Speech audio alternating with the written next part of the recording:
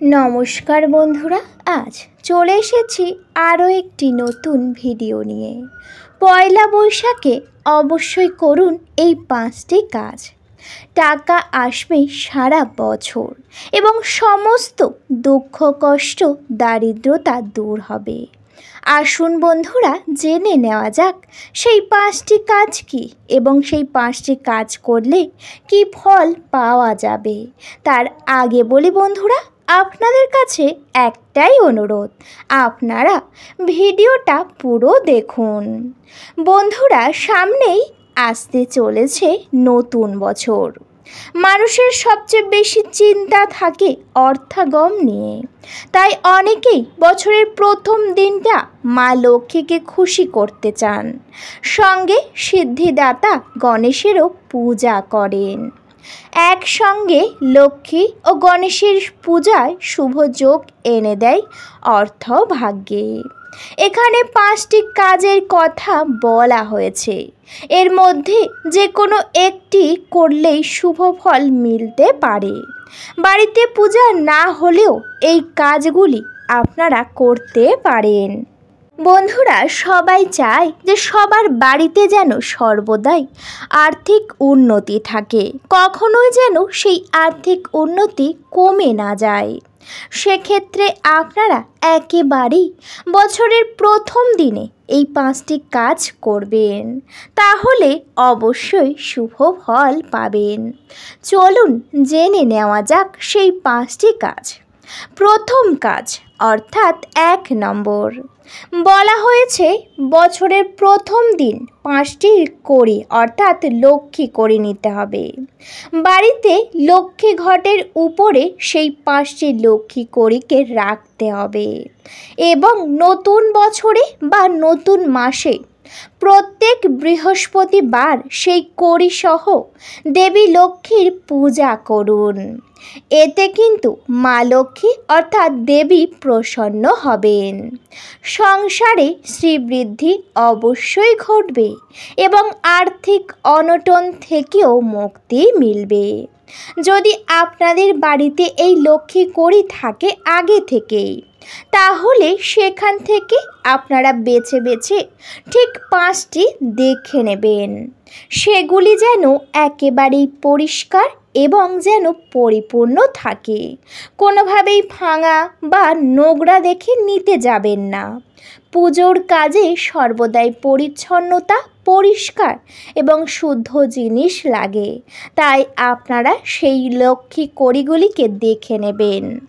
যদি একান্তই 5টি না থাকে, সেক্ষেত্রে আপনারা 3টিও দিতে পারেন। যা দেবেন অবশ্যই বিজোড় সংখ্যাতে দেওয়ার চেষ্টা করবেন। প্রত্যেক বাড়িতে থাকে দেবী লক্ষ্মীর ঘট অর্থাৎ লক্ষ্মী ঘট যাকে বলা হয়। সেই ঘট যখন আপনারা প্রত্যেক বৃহস্পতিবার সাজাবেন, সেই ঘটের উপরে লক্ষ্মী কড়ি অবশ্যই রাখবেন এবং প্রত্যেক বৃহস্পতিবার ভক্তি সহকারে মা লক্ষ্মী সহ দেবী লক্ষ্মী ঘটকেও ভালো করে ভক্তি ভরে পূজা করবেন।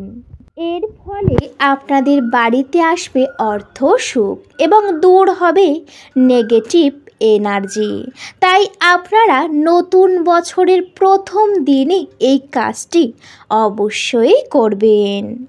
বন্ধুরা, এবার জেনে নেওয়া যাক দ্বিতীয় অর্থাৎ 2 নম্বর, বলা হয়েছে পয়লা বৈশাখের দিন ঘরে গণেশের মূর্তি স্থাপন করলেও অর্থের দিকে খুব ভালো ফল পাওয়া যায়। যদি আপনারা মনে করেন যে আপনাদের বাড়িতে হোক অর্থের উন্নতি এবং সর্বদাই যেন বাড়িতে অর্থ থাকে, সেক্ষেত্রে পয়লা বৈশাখের দিনে আপনাদের ঠাকুর ঘরে একটি গণেশের মূর্তি অবশ্যই স্থাপন করবেন এবং পুজোর ফুল বাড়িতে টাকা ও গহনা রাখার জায়গায় রেখে দিতে হবে। বন্ধুরা, যে ফুল দিয়ে আপনারা পয়লা বৈশাখের দিনে বাবা গণেশের মূর্তিতে আপনারা পূজা করবেন এবং পূজার শেষে সেই ফুল এক টুকরো নিয়ে নেবেন বা একটি ফুল নেবেন এবং আপনাদের বাড়ির যেখানে টাকা রাখেন, হতে পারে আলমারির লকার, বাক্স বা কোনো নির্দিষ্ট জায়গায়, সেখানে গহনাও থাকে, আপনারা চাইলে সেই ফুলটি অবশ্যই আপনারা বাবা গণেশকে প্রণাম করে সেই জায়গাতে রেখে দেবেন এবং নিয়মিত গণেশ পূজা করবেন। একসঙ্গে লক্ষ্মী গণেশের পূজাও করতে পারেন। এর ফলে আপনাদের নতুন বছর অত্যন্তই ভালো কাটবে। এবার জেনে নেওয়া যাক 3 নম্বর।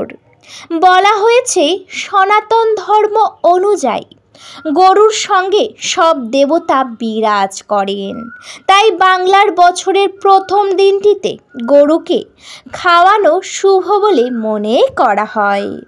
কিছু খাবার এমন জায়গায় রেখে দিন রাস্তায় থাকা গরু যাতে খেতে পারে। যে কোনো পথের পশুকে বছরের শুরুর দিনে খাওয়ানো শুভ ফল দেয়। যদি আপনাদের বাড়িতে গৌমাতা থাকে তাহলে অবশ্যই আপনারা সেই গৌমাতাকে রুটি, আখের গুড় এছাড়াও নানান রকমের ফল খাওয়াতে পারেন। আর যদি বাড়িতে গৌমাতা নেই, সেক্ষেত্রে আশেপাশে কোথাও যদি গৌমাতা থাকে আপনারা যাবেন এবং গৌমাতাকে ভক্তি সহকারে অবশ্যই খাওয়াবেন। এছাড়াও অন্যান্য পশু পাখিকেও আপনারা পারলে খাওয়াতে পারেন। এর ফলে শুভ ফল মিলবে, বাড়ি থেকে নেগেটিভ এনার্জি দূরও হয়ে যাবে। বন্ধুরা, এবার জেনে নেওয়া যাক 4 নম্বর।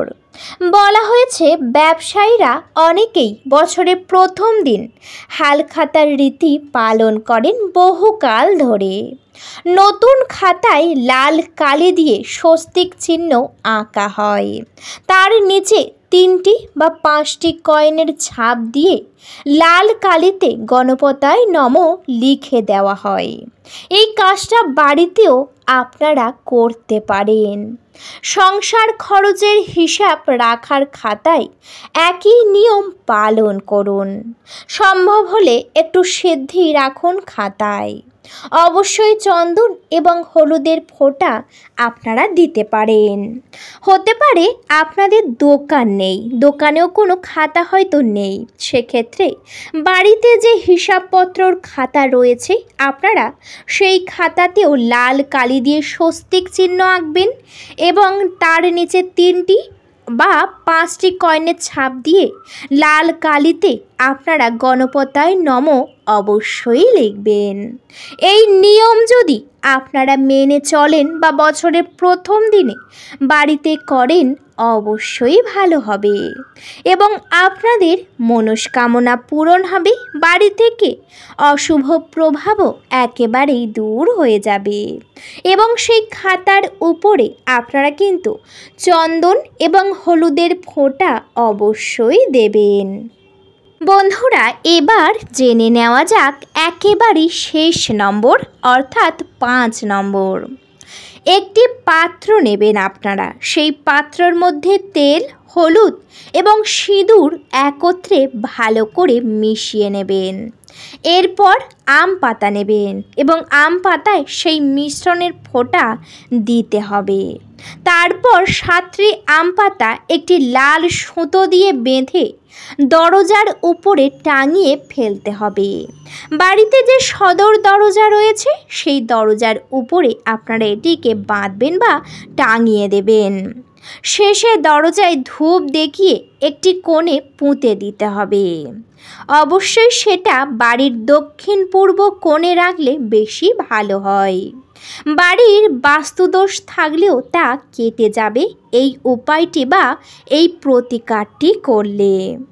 যাই করুন না কেন, সকাল সকাল স্নান সেরে শুদ্ধ পোশাক পড়ে নিতে হবে।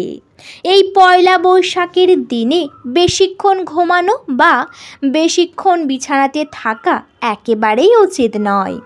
এতে শরীর স্বাস্থ্য খারাপ থাকে এবং শরীরের কোনো উন্নতি হয় না। তার সঙ্গে সংসারের উন্নতিও অনেকটাই কমে যায়। বন্ধুরা, যদি মনে করেন এই 5টি কাজ একত্রে করা সম্ভব নয়, সেক্ষেত্রে আপনারা যে কাজটি সহজ মনে হবে, যে কাজটি মনে হবে আপনারা পারবেন, সেই কাজটি অবশ্যই করবেন।